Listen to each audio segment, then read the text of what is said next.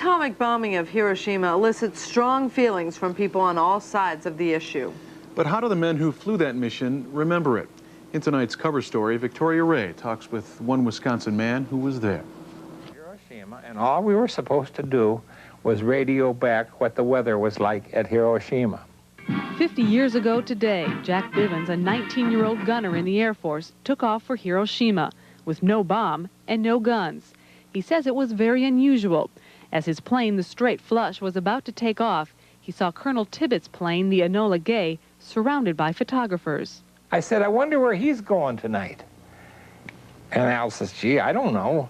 I said, well, it's something special where he's going, not knowing that he already had an atomic bomb in his bomb bay and was following us. Bivans says it took about 6 hours to get to Hiroshima. The sun was bright. It was roughly 7:30 in the morning. And so we radio back in code, it's clear. That's all the Enola Gay needed to hear. And about 20 minutes later, as the Straight Flush was headed back to the base, the atomic bomb was dropped and history was made.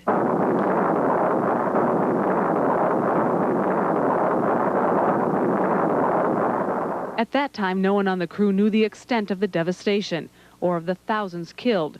To them, it was just another mission. And this would be where Hiroshima was.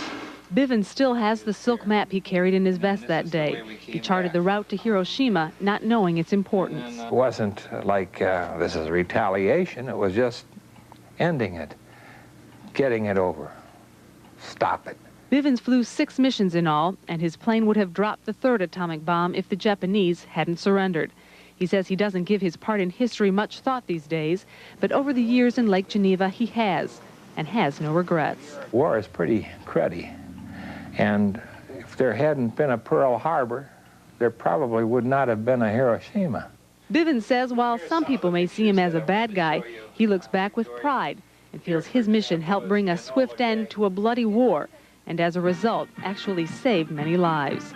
For the night team, Victoria Ray, today's TMJ4.